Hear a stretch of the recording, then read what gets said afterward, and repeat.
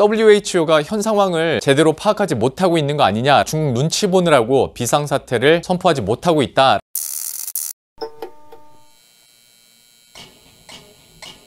안녕하세요, 반갑습니다. 루앵커입니다. 오늘은 신종 코로나 바이러스 얘기 한번 해볼까 해요. 지금 이 녹화를 하고 있는 28일 오후를 기준으로 신종 코로나 바이러스 감염자가 중국에서만 4,000명을 넘어섰다, 그리고 사망자가 100명을 넘겼다라는 소식 들려오고 있는데, 사실 이 소식 업데이트하는 거야 크게 의미는 없을 것 같습니다. 아마 이 영상이 만들어지고 여러분들이 보실 때쯤이면 감염자도 더 늘어나 있을 테고, 어쩌면 사망자도 더 늘어나 있을 수도 있겠죠. 이 확산 속도가 빠르고 국내에서도 확진 환자가 4명이나 나온 만큼 우리 시청하시는 여러분들도 건강관리 주의 잘 하시고요. 지금은 딱히 우리가 할 수 있는 게 많지는 않죠. 손 자주 씻으시고, 그리고 마스크 항상 착용하시고, 기침을 한다면 기침 예절도 좀 지켜주시면서 서로 배려하고 좀 이 고비를 잘 넘겼으면 하는 바람입니다. 오늘 제가 이렇게 영상을 만들게 된 이유는 청와대 국민청원에서 중국인 입국을 금지해달라라는 청원이 단시간에 50만 명을 넘어서면서 이게 좀 눈길이 가더라고요. 왜 아직까지도 중국인들 입국 금지를 안 시키느냐라고 불만을 가지신 분들도 있는 걸로 알고 있고, 저 역시 그 마음은 충분히 이해합니다. 저도 마음 같아서는 아예 못 오게 막아서 더 이상 좀 확산되지 않도록 했으면 하는 바람이긴 한데, 다만 이게 현실적인 문제, 그러니까 외교적인 문제를 강구할 수는 또 없는 노릇이거든요. 그리고 이 문제를 좀 냉철하게 보려면 세계보건기구 WHO의 결정도 우리가 한번 짚어봐야 됩니다. 일단 WHO에서는 지난 23일에 긴급회의를 2차례 가졌었죠. 근데 여기서 나온 결론이 국제공중보건 비상사태를 선포할 단계는 아니다 라고 얘기를 했어요. 당초 첫날 회의에서 어떤 결론이 나오더라도 나오지 않겠냐 이런 예상은 했었는데, 첫 번째 회의에서는 결국 보류가 됐었고, 다음날 열렸었던 두 번째 회의에서 결국 이런 결론이 나온 건데, 발표도 미뤄지고 또 비상사태도 선포가 되지 않으면서 일각에서는 WHO가 현 상황을 너무 안일하게 보고 있는 거 아니냐, 현재 상황을 제대로 파악하지 못하고 있는 거 아니냐라는 비판까지 일었었죠. 이 때문에 WHO에서도 언론 브리핑을 통해서 위원회 위원들 의견이 50대 50이었다. 그만큼 우리들도 이 상황을 심각하게 보고 있다 라는 뉘앙스를 풍기긴 했는데, 사실 현재 상황에 비춰봤을 때 크게 부족한 건 사실이죠. 그리고 이 회의가 있은 이후에 일주일도 채 지나기 전에 상황은 계속 악화됐고, 미국과 유럽에서도 이제 감염자 수가 늘게 되면서 결국 WHO는 우리 시간으로 28일에 신종 코로나 바이러스로 인한 위험 수위를 보통에서 높음으로 상향 조정하긴 했습니다.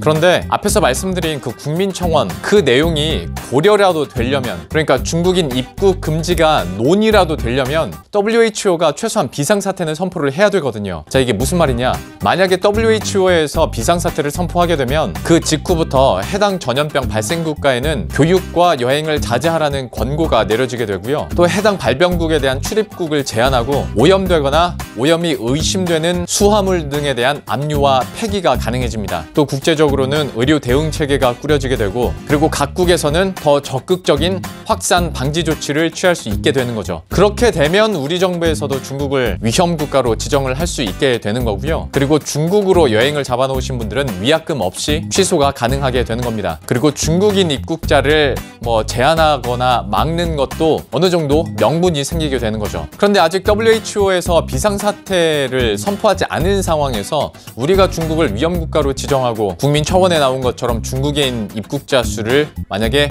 금지시킨다, 이러면 사실상 중국과의 관계는 깨진다고 보면 되는 거예요. 그나마 최근 들어서 좀 중국과의 관계 회복 기미가 보였었는데, 우리가 먼저 이런 조치들을 내리게 되면 이건 다시 갈라서자라는 뜻밖에 안 된다는 거죠. 물론 이 시점에서, 이런 상황에서 중국과의 관계를 생각하느라 우리 국민의 안전과 건강을 해치자라는 얘기는 절대 아닙니다. 다만 현실적으로는 입국 금지 조치를 내릴 수가 없다는 거예요. 이게 오히려 국제법 위반 소지가 될 수 있거든요. 그러니까 병이 더 퍼지기 전에 WHO에서는 비상사태를 선포해야 뭔가라도 우리 입장에서 더 적극적인 대응을 할 수 있는 명분이 생기는 건데요. 자, 그럼 이런 생각이 들죠. 계속 확진자가 늘고 있고 사망자도 늘고 있는 상황에서 왜 WHO에서는 비상사태를 선포하지 않을까?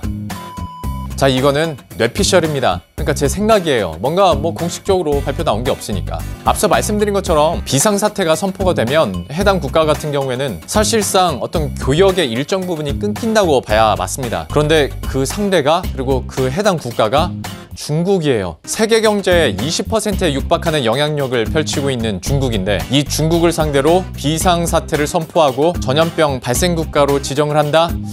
이거는 WHO 입장에서도 굉장히 부담스러울 수밖에 없는 상황이 되는 거죠. 유엔이 세계 평화를 지키고 또 WHO가 세계 보건을 책임지고 있다라는 순진한 생각, 이제는 이렇게 생각하시는 분들 많지 않죠. 유엔이 사실상 미국의 이해관계에 많이 움직이는 것처럼 WHO도 그 안에서 각종 이해관계가 있을 거 아니에요. 그러니까 이 WHO 위원회 안에서도 잡히겠지라고 하면서 이 세계 경제에 막대한 영향을 미치고 있는 중국을 상대로 비상사태를 선포하지 못하고 있는 겁니다.